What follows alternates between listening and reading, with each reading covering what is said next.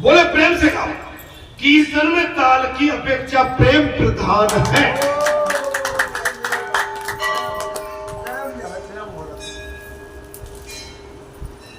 कीर्तन में ताल की अपेक्षा प्रेम प्रधान है। ये पेराजी ने कहा। कीर्तन करने से मन की अशुद्धि धुलती है। कीर्तन करने से मन की अशुद्धि जाती है और हृदय विशुद्ध हो जाता है। कीर्तन करने से मन की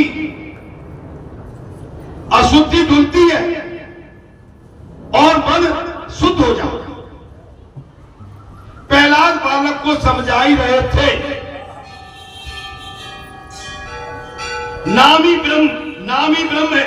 ईश्वर का निर्गुण स्वरूप अति सूक्ष्म है। नाम ही ब्रह्म है और ईश्वर का निर्गुण स्वरूप ही अति सूक्ष्म है। मन बुद्धि जल तक अति सूक्ष्म नहीं हो पाते। मन बुद्धि जब तक अति सूक्ष्म नहीं हो पाते तब तक ईश्वर के निर्गुण स्वरूप का अनुभव नहीं हो सकता। जब तक आपका मन और बुद्धि ये शुद्ध नहीं होंगे तब तक आपको भजन की कथा और भगवान के कीर्तन में आनंद नहीं आता। मन एवं बुद्धि दोनों स्वस्थ होगा तब ईश्वर का सगुण स्वरूप अतिशय तेजमय है। ईश्वर का सगुण स्वरूप अतिमय तेजोमय। प्रभु के सगुण स्वरूप का साक्षात्कार करने की शक्ति मनुष्य में नहीं है। भगवान के साक्षात दर्शन करने की शक्ति मनुष्य के अंदर कदापि। ये कौन कह रहे हैं? अर्जुन ने कहा था कि महाराज भवेन प्रभ्य चिंतमो मनो में, अर्थात आपका ये रूप देखकर मेरा मन वैसे व्याकुल हो गया। अर्जुन ने कहा प्रभु आपका विराट रूप देखकर मेरा मन अभी कही ना। पिछले बार हमारे पुजारी कह रहे कि बालाजी नहीं आए तो ठीक है। वहां सोच रहे नवरात्र में और एक पुजारी यहां कह रहे नहीं वे तो आएंगे। दोनों पुजारियों में विमर्श चल रहा है। बात भी किसकी चल रही है? बात क्या चल रही है? एक पुजारी कह रहा है कि भगवान जो नवरात्र निकल जाए बालाजी नहीं आ जाए। क्यों? बालाजी आते तो डरा जाते। तो एक पुजारी कह रहे कि नहीं वो तो आएंगे। नवरात्रि निकाल दी। आपकी सुनी कि नहीं सुनी? सुनी नहीं, आपकी सुन ली थी। आए नहीं, कतई नहीं आए, लेकिन आ गए। फिर कभी इस तरह का भाव मत रखो। भगवान के उस स्वरूप को देखने की क्षमता, सुनने की, समझने की क्षमता हमारे अंदर है। वो तो मानिए कि बहुत धीरता से, शांति से, धैर्य से आपको कुछ आचार विचार करके कैसे चले जाते हैं। उनका तांडव देखोगे ना तो भगदड़ मच जाएगी। भगदड़ मच जाएंगे। अर्जुन ने साफ कह दिया बोले परमात्मा मैं आपके इस ब्रह्मांड स्वरूप को नहीं देख पाऊंगा। नाम ब्रह्म का दर्शन और अनुभव तो सभी कर सकते हैं। भजन कीर्तन और अनुभव दर्शन सब कर सकते हैं। कीर्तन में तालियां बजाने से महाराज नाद ब्रह्म होता। आपका ध्यान ब्रह्म में लगा, ताली बजाना। नाद ब्रह्म का, नाम ब्रह्म का एक होने पर, देखिए नाद ब्रह्म और नाम ब्रह्म का एक होने पर पार ब्रह्म परमेश्वर का प्रारब्ध प्रकट हो जाता है। पार ब्रह्म परमेश्वर का दर्शन हो जाता है। नाद ब्रह्म और नाम ब्रह्म, नाम और नाद जब ये मिलेंगे तब पार ब्रह्म परमेश्वर के दर्शन हो। प्रहलाद कह रहे हे श्रोताओ, नाम ब्रह्म के साथ नाद ब्रह्म का संयोग होने पर प्रभु को प्रकट होना ही पड़ता है। नाद ब्रह्म और नाम ब्रह्म जुड़ने पर परमात्मा को प्रकट होना ही पड़ता है। तालियां बजा बजा कर कीर्तन करो। जो प्रहलाद कह रहे हैं तालियां बजा बजा कर कीर्तन करो, प्रभु सभी को देखते हैं। अब बताओ, जी ताबीर रखना है, आप जहां भी जाओ क्या हो गया? हरिओम, आप समझ सकते, भगवान सबको देखो। कीर्तन में जो तालियां नहीं बजाता उसके लिए भगवान सोचते हैं कि मैं मूर्ख ही हूं क्या, जो मैंने इसे हाथ दे दिए।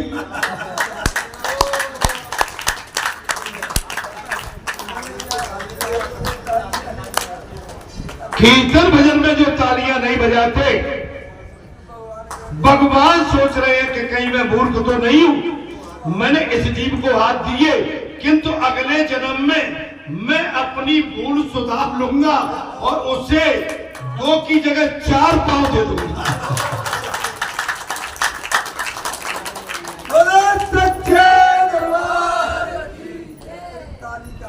भगवान कह रहे अगले जन्म में अपनी भूल सुधार लूंगा। ये तालियां नहीं बजाता है ना, अगले जन्म में मैं 4 पांव पशु बराबर। प्रभु भजन में तालियां बजाने में शर्म क्यों? ये प्रहलाद जी कह रहे हे श्रोताओ, पाप से शर्म नहीं आती। भगवान के भजन में तालियां बजाने से शर्म क्यों? जब पाप करते उस समय शर्म नहीं आती। हम में से हर एक पापी थोड़ा कोई ज्यादा, भैया हमसे बचा कोई नहीं। हम अपने आप को बिल्कुल हरिश्चंद्र मानते हैं, महाराज कोई ऋषि मानते हैं, न तो हम ऋषि हैं हरिश्चंद्र हैं।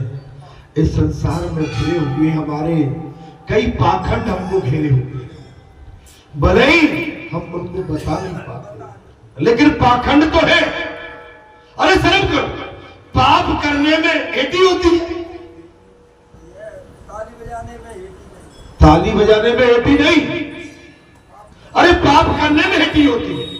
जो प्रभु भजन में तालियां बजाने से कतराते हैं, उसे अगले जन्म में परमात्मा हाथ की जगह 2 पांव देते हैं। अतः प्रहलाद जी ने साफ कह दिया, प्रेम से तालियां बजाकर कीर्तन कर।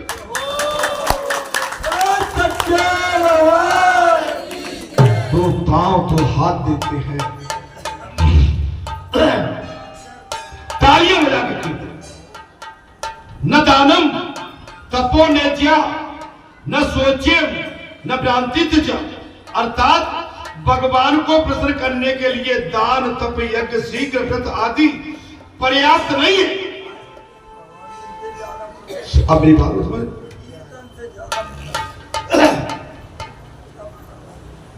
जब प्रहलाद जी उनके गुरु जी चले गए आश्रम में अपने मित्र मंडल को, और प्रहलाद जी की अवस्था 5 वर्ष की है, और जिनको समझा रहे हैं वो भी नन्हे बच्चे हैं, और सबको प्रहलाद जी भागवत का सार सुना। कहा? गुरु आश्रम में। वे तो केवल निष्काम प्रेम भक्ति से ही प्रसन्न होते। निष्काम भक्ति, मेरा काम बन जाए तो ऐसा हो जाए, मेरा ऐसा हो जाए तो ऐसा हो जाए। भगवान को निष्काम भक्ति चाहिए, निष्काम, नॉट इफ एंड बट, इसके लिए नहीं, निष्काम। सन्मुख भाई जीवन वही जगई और जन्म कोटि करना। हे जीव, संसार का सारा भ्रम तोड़ के मेरी शरण में आजा। मैं गारंटी देता हूं तेरे पाप जन्मों जन्मांतर के पापों का विनाश करके तुझे मैं अपनी सिद्धि और भक्ति दोनों दे दूंगा। लेकिन ऐसी बात है का सब छोड़ जाते हैं। हमारा आने का कोई न कोई कारण, कोई न कोई है जुड़े। मेरे बेटे का, मेरी बहू का, मेरे नाती का, मेरे पोते का, मेरे देवर का, मेरे जेठ का, ससुर का जे काम बन जाए या मेरा बन जाए, हमारे घर में जो हो जाए, हम सत्यनारायण की कथा कहलवाएंगे। अरे एक आप लोग भागवत कथा कहलवाते हो ना, तो इसमें जो ठाकुर शब्द निकालते हो आप, शब्द आपको शोभा नहीं देगा। सेवक डालने से ठाकुर तो एक ही है, अब वो है महाराज भागवत जी रूपा। आप उसमें भी ठाकुर, कोई कुंवर, कोई अमुक न। आपकी पत्रिका में भी अपने बालाजी के कार्ड छपते हैं तो क्या होता है उसमें मैत्री का तो नाम कभी नहीं डाला गया। समस्त भक्तगण, आज से 25 साल पुराना वो कागज लिखा है, उसमें मैंथ का नाम हो या उसका कोई व्यक्ति हो, उसमें समस्त भक्तगण पढ़ लो। ये मैं आज शिक्षा नहीं दे रहा हूं, आज नई नई बात बता रहा हूं। आपकी इसको यज्ञ को तो 25 साल हो गए, 25 साल पुरानी वो लगी है पटिका, उसमें पढ़ लो क्या लिखा। भक्तगण वहां पर हमसे जब नारियल देने गए थे भागवत कथा के लिए महाराज जी को, पूजनी महाराज जी को, बोल भैया पारिषद कौन है? हनुमान जी। अरे ठीक है, हनुमान जी के मंदिर पर हो रहा होगा, लेकिन उसका कोई भी तो प्रमुख होगा। बोले महाराज कोई नहीं है प्रमुख। बोले तुम अजीब आदमी हो, पहली बार सुन रहा हो किसको? हाँ, मैं कभी झूठ नहीं, झूठ का प्रभाव यही बात, कोई तो होगा। हमने महाराज जी हनुमान जी है, जो आप जितने आए उनमें तो कोई प्रमुख नहीं है, कोई नहीं है इनमें। हाँ, अरे आपको तो आश्चर्य लगता होगा भाई।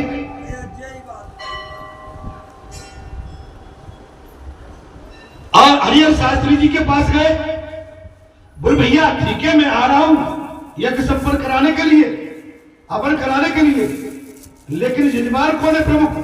बोले कोई नहीं है। बोले अजीब आदमी है भैया, मैं पहली बार सुन रहा हूं। नहीं तो सब आ जाते कहते कि भैया हम ही ले जाते।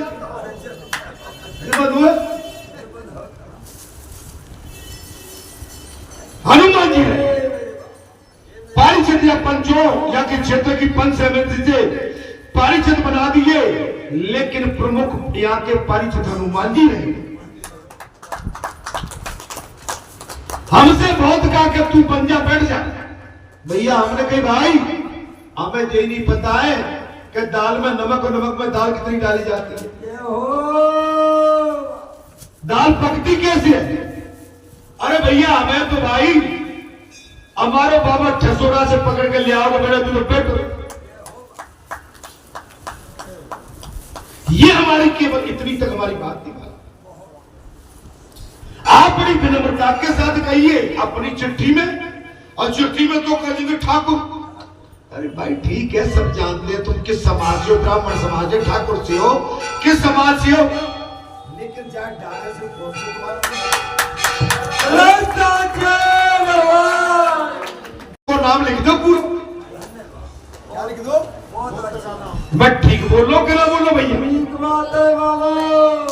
अरे अपने गोत्र का नाम लिख दो और ऊपर चिट्ठी में लिख दो अमुक गोत्र का, अमुक गोत्र के द्वारा आपका सम्मान, गोत्र सांडल, भार्गव, शर्मा, वर्मा, अमुक जो भी हो, स्वागत। शब्द जो है ये क्या है? कार्ड में जो पाती छपाते चिट्ठी, उसमें अभिमान का प्रतीक है। आप किराट डालो, कमरिया डालो, गुर्जर डालो, बघेले डालो, आपका गोत्र तो होगा ना, डालो गोत्र।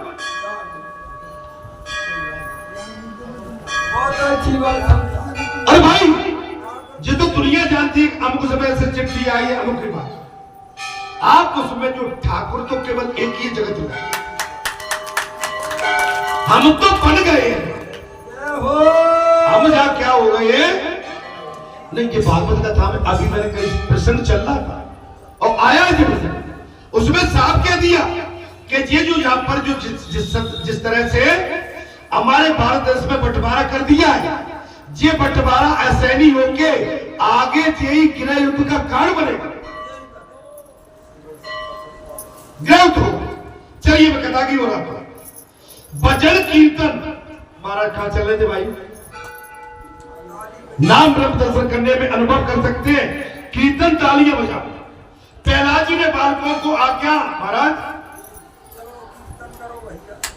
आज्ञा दे दी प्रेम से कीर्तन करो, न दानव न तपोवम नेज्या न सोचम न भ्रांति प्रचते माल्यम अमकन्या हर्षनंदम विडंबनम, अर्थात भगवान को प्रसन्न करने के लिए दान ये सब हो गए। प्रहलाद जी तन्मय हो गए, राधा कृष्ण का दर्शन करने लगे थे, नाचने लगे। बालक भी प्रभु भजन में मगन होकर नाचने लगे। इतने में ऋषिगण गुरु आ गए, संडामर्क गुरु। कथा 8 बजे से चल रही है और गुरु 8 बजे से गए। कब से गए? 2.5 घंटे की कथा हो गई, लेकिन यहाँ प्रहलाद जी ने पूरी भागवत कथा का सार अपने स्टोर।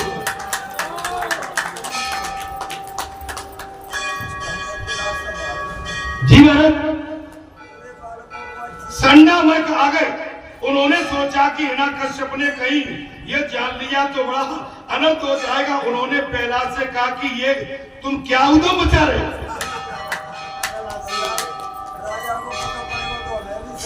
बोले हिरण्यकश्यप को कहीं मालूम पड़ गया कि तुम भागवत कथा सुना रहे हो तो तुम मर जाएंगे, तुम तो कीर्तन कर रहे हो।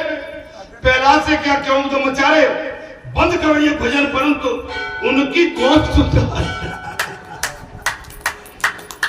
वो तो बालक मंडली थी, सब मस्त हो गए। भला उनकी कौन सुनता? मन तो श्री कृष्ण से जा लगा, मन कहां लग गया था? श्री कृष्ण से जा। तो प्रहलाद ने भी नहीं सुना और संडमार्क ने दौड़कर प्रहलाद का हाथ पकड़ लिया। अब सुना नहीं महाराज, और प्रहलाद जी का हाथ पकड़ा और प्रहलाद जी का शरीर तो दिव्य था, क्यों ही संडमार्क ने उनका स्पर्श किया, वो भी नाचने लगे भजन।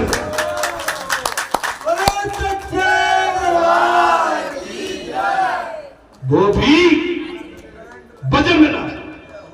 उसी दिन हिरण्यकश्यप ने सोचा कि मैं भी तो जरा देखूं कि गुरुजी कैसे शिक्षा दे रहे हैं।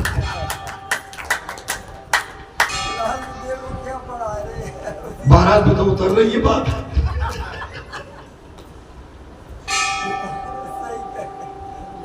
हिरण्यकश्यप ने सोचा कि गुरुजी के आश्रम में देख के तो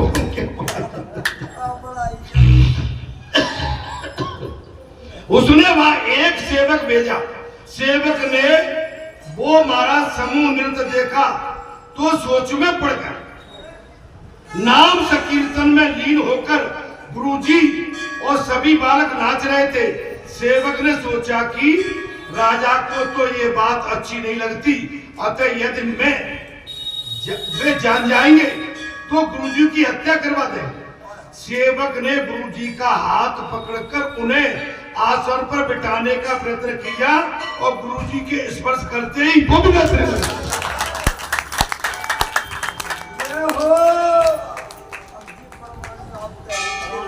आ गई समझ में? आई कि नहीं? लेकिन कल आप टीए पे नहीं थे, उस जगह बैठते हो ना? नहीं, सारी भूमि गोपाल की, लेकिन डॉट डॉट डॉट बोलो सच्चे दरबार, डॉट डॉट डॉट। वो भी नाच रहे। वो भूल से मारे भूल हो गई कि वो इधर क्यों आया था और सत्संग की महिमा न्यारी हो गई। बोले राजा ने मुझे भेजा है कि देख के आओ क्या गुरुजी बालक को क्या सिखा रहे।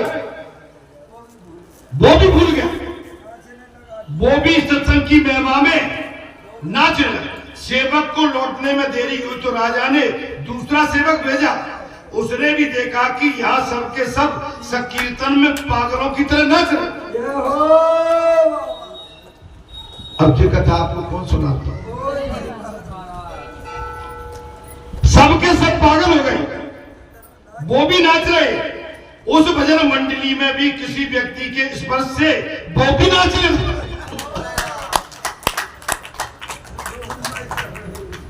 इस प्रकार राजा सेवक भेजता गया और वे सभी उस पर जाकर नाचने लगे।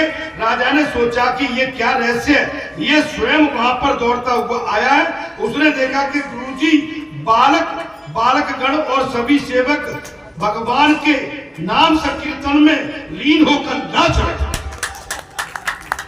अब तो हिरण्यकश्यप स्वयं क्या देखता है, इसी तरह से पंडाल भरी थी और सबके सब गुरु सहित नाच रहे। इस दृश्य को देखकर राजा आग बबूला हो गया। उसने उन नाचने वालों में से किसी की एक का हाथ पकड़कर नीचे बिठा दिया। राजा को स्पर्श से कुछ भी न हुआ, क्योंकि वो तो बिजली के बिगड़े हुए बल्ब जैसा था।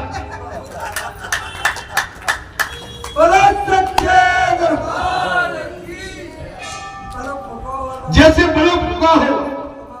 राजा को कोई आवाज नहीं था। बिजली का गोला यदि चालू हालत में हो तभी बिजली का प्रभाव असर पाता है, अन्यथा नहीं। भजन कीर्तन रुक गया। गुरुजी ने राजा को सारी बात, भजन कीर्तन रुक गया। ये पहला सुना रहे हैं सब बात। राजा पर कोई असर नहीं, भजन कीर्तन रुक गया। तो क्रोधित होकर प्रहलाद कहने लगा, अब भी मेरे शत्रु विष्णु का कीर्तन कर रहा, आप भी अब भी मेरे शत्रु विष्णु का कीर्तन कर रहा है। जगत में मेरे सिवाय कोई ईश्वर है ही नहीं। माने वो राजा वो हिरण्यकश्यप पकड़ गया कि अभी भी मेरे बैरी दुश्मन विष्णु का तुम सब कीर्तन करते हो, मेरे सिवाय इस संसार में भगवान कोई है ही नहीं। मेरे अलावा इस संसार में कोई भगवान नहीं। दुष्ट आज भी तुझे मैं मार डालूं। और प्रहलाद पर बिगड़ने लगा। हिरण्यकश्यप अपने पुत्र पर, दुष्ट मैं तुझे आज मार डालूंगा। मेरा ये बालक स्वयं तो सुधरता नहीं है, अन्य बालकों को भी बिगाड़ रहा है। काय महाराज कथा 10 बजे नो चलन देगा, 11 बजे नो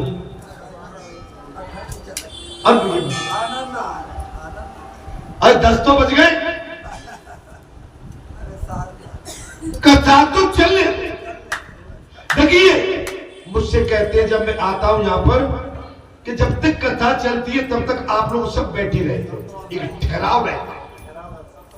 माने जितने भी हमारे दर्शनार्थी आते हैं, भगवान के दर्शन करने के बाद, उनकी जन्मवंदना करने के बाद में थोड़ा सत्संग में भी वो रुक जाते हैं। और सत्संग में जब रुकते हैं तो उनके अंदर ठहराव आता और फिर वो बड़े आनंद से भगवान के इस सत्संग की कथा को सुनते हैं। जब उनके अंदर आनंद उमड़ता है तो वो घर जाने के लिए भी भूल जाते हैं। वो यहाँ पर ठहर के रह जाते हैं। और आप ही बताते हो महाराज, जब कथा विराम देके आप निकलते हो, पानी की तरह जैसे उसका प्रभाव आता है, जैसे सब उतर।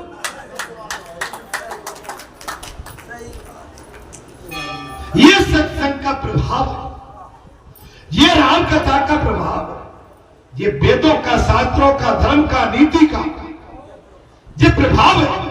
ये बालाजी सरकार इस धारावाहिक कथा को सुनते हैं और वो जब तक सुनते हैं, सुनाते हैं, तब तक आपके अंदर आनंद की अनुभूति होती है। और वो जैसे ही यहाँ से हटते हैं, अपना स्थान छोड़ते हैं, वैसे ही उस कथा का प्रभाव धीरे से पानी की तरह बह जाता है।